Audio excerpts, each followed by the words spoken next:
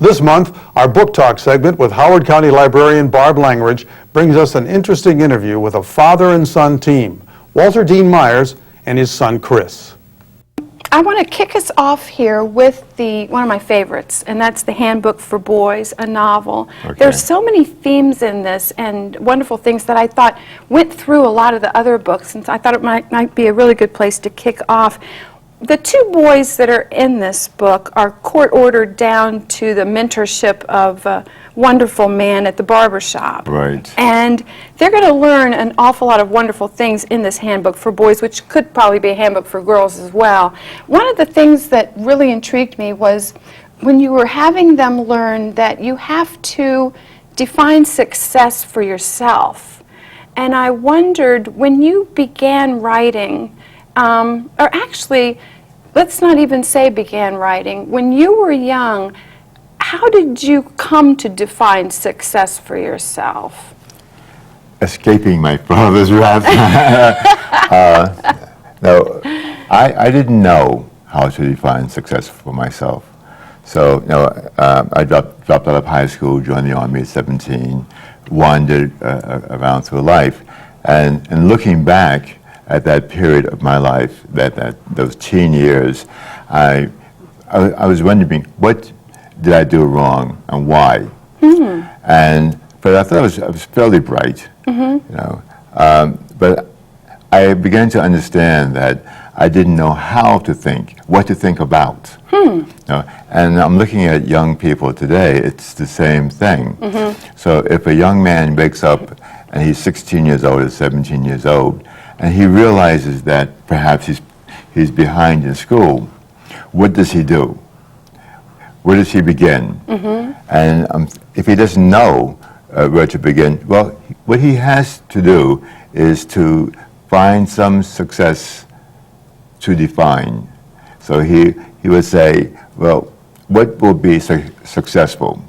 And I'll pinpoint that and I'll work toward it. And if he can do that, then he can at least have some guidance to moving ahead. Very often kids today will wake up and they'll say, well, okay, the teacher's right, I'm far behind, my dad's right, my mom's right, but I don't know what to do. And so somehow we have to give this kid something clear and definite to do. This will lead you to success. And success equals this thing that we're and success equals this thing, and it may not be easy to obtain. That's okay. You may not be 100% successful in achieving it, but if you at least have a direction to work. So you need a plan.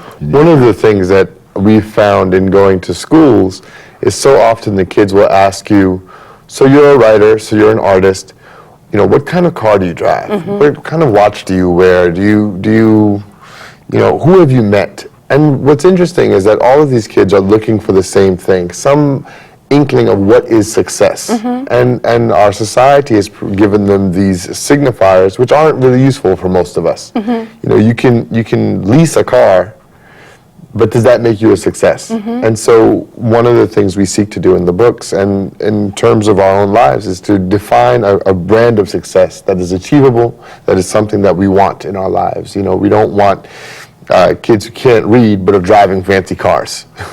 So Chris, let me put it to you. What is success to you at this point in your life? What does it look like? Escaping my father's wrath. So it's generational.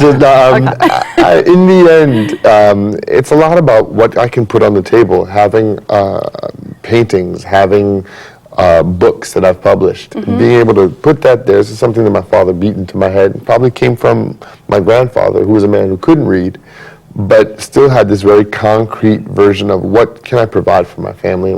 So I can put the books down. The books are what are a big part of having defined success for myself. And sometimes we see children, young people saying, I want to be a rap star, or I want to be a basketball player. Well, they watching television, and they're saying, that looks like success to me, and so I'll follow it. And so we have to say, well, yeah, that's a very elusive success. Most of those most people are not going to make it in basketball, or most of those rap guys are not successful.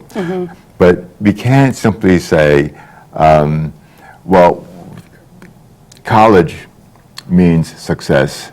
If the kid is so far removed from that path, we need to give him a different goal, perhaps raising his reading score, perhaps reading a certain amount of books, make it something tangible.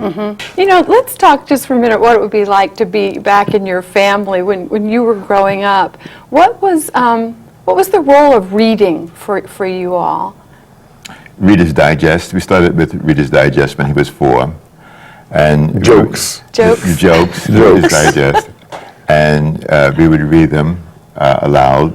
You know, each one would take turns reading a joke. Okay. And then from there we graduated to poems. Oh. You know, and we would read the poems out. Is this aloud. every night? Like 3 nights a week. Okay. But not at all in a kind of, I don't know. I mean, this is from the perspective as the kid. I don't know if, well, I mean, it didn't seem scheduled. It just seemed that great. that's what we were doing tonight. You know, what are we doing tonight? Scrabble? No. We used to play balls of poker with pennies. Right.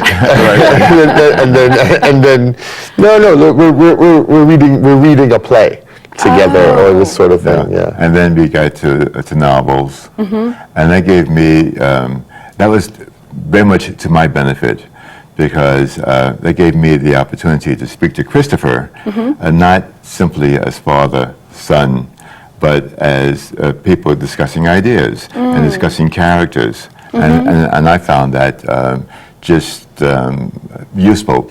He was all of a sudden a little person rather than a child. Sharing those ideas and creating that connection. Right. Did you ever read what he was reading in school? Yes, we read a separate piece. That was I remember reading a separate piece. Did that bother you at all that your parents were reading what you were reading? I appreciated it. I mean, Dad's perspective was really useful, because oftentimes you're in school and you're reading. I was 14. I was in an all-boys high school, and we're reading, Madame Bovary.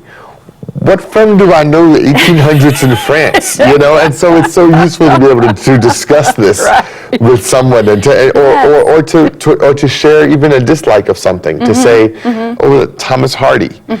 Neither of us liked Thomas Hardy, and it was exciting that we were assigned a book at school. And I got home, and my dad said, "Yeah, that's a tough book. That wasn't a fun book for me to read either." You know, and it brought the world of literature to me in such a way as it was something that I could own. That you talk about generations. This was that there have been generations of people that had been reading these books, that I could talk to them, and that was really.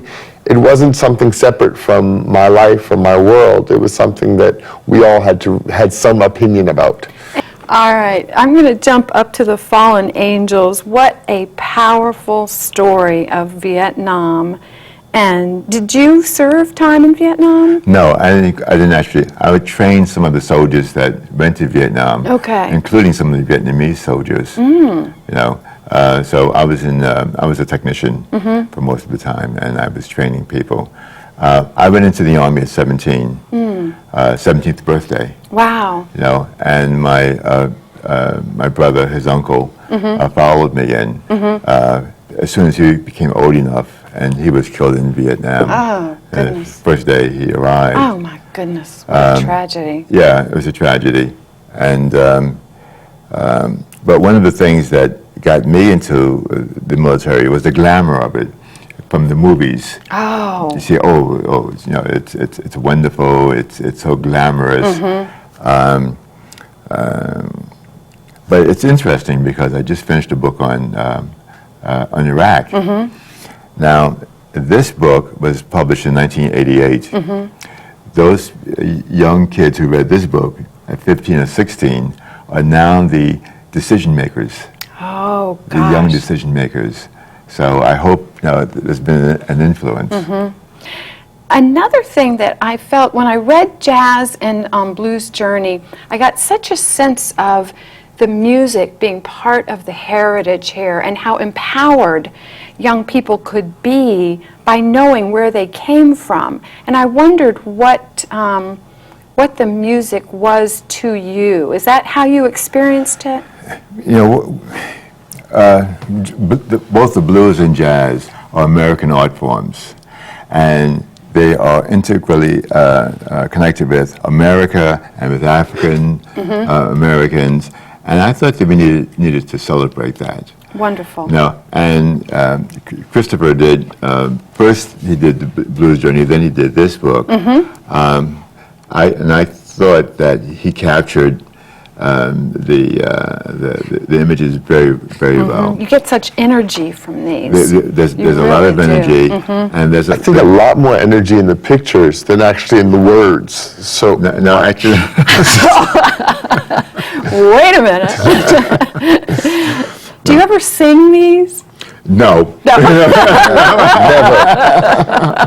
I mean, one of the ideas is that we wanted to celebrate also, you know, the multiple heritages that we all, this is an American story, this is an African American story. This is also, for me, about my heritage as an artist. These are artists that I look toward to say, you know, to follow their models, to learn from their mistakes, to say, okay, these are people who work hard to both invent an art form and then excel at it.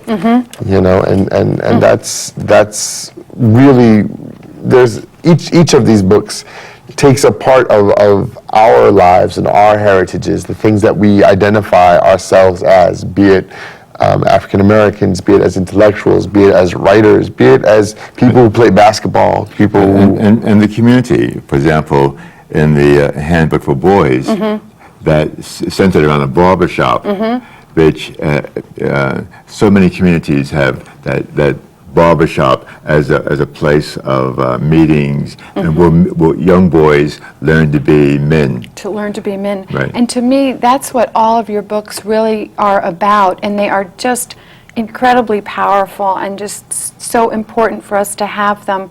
And for our families out there in Howard County, I want to tell you, these are wonderful boy books. Girls will enjoy them too.